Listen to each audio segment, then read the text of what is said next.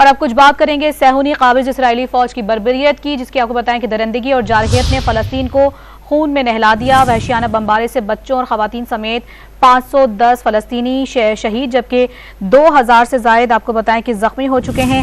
بے گناہ فلسطینیوں پر مظالم سے حماس کا صبر جواب دے گیا۔ جوابی کارروائی میں تل ابیب میں آپ کو بتائیں کہ انہوں نے راکٹ داغ دیے۔ اسرائیل کے 8 شہروں میں اب بھی گھمسان کی جنگ جاری ہے۔ حماس کے حملوں میں 700 سے زائد اسرائیلی ہلاک ہو چکے ہیں۔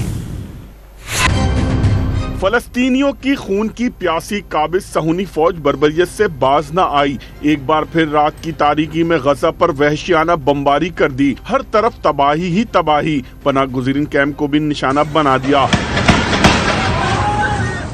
شہتی کیمپ پر حملے کے دوران ایک اور مسجد کو مکمل شہید کر دیا۔ حماس کے سینکڑوں اہداف کو ٹارگٹ کیا، عمارتیں تباہ ہو گئیں۔ اسرائیلی حملوں میں ایک ہی خاندان کے 19 افراد نے جام شہادت نوش کیا۔ اس کے علاوہ غزہ کے علاقے خان یونس میں بمباری سے خاتون کے 3 بچے شہید ہو گئے۔ اقوام متحدہ کی جانب سے بتایا گیا ہے کہ غزہ پر اسرائیلی حملوں میں 1,33,000 فلسطینی بے گھر ہو چکے ہیں، جبکہ 159 ہاؤسنگ یونٹس مکمل تباہ اور 1000 سے زائد گھروں کو شدید نقصان پہنچا ہے۔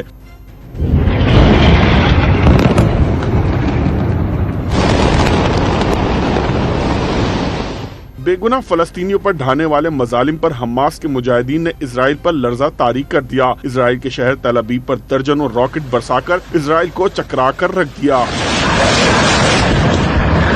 مذمتی تنظیم حماس نے کارروائی کے دوران 15 اسرائیلی فوجیوں کو موت کے گھاٹ اتار دیا، بختر بند اور بھاری ہتھیاروں پر قبضہ کر لیا۔ اسرائیل کے 8 شہروں میں اب بھی اسرائیلی فوجی اور حماس کی مذمت کاروں کے درمیان گھمسان کی جنگ جاری ہے۔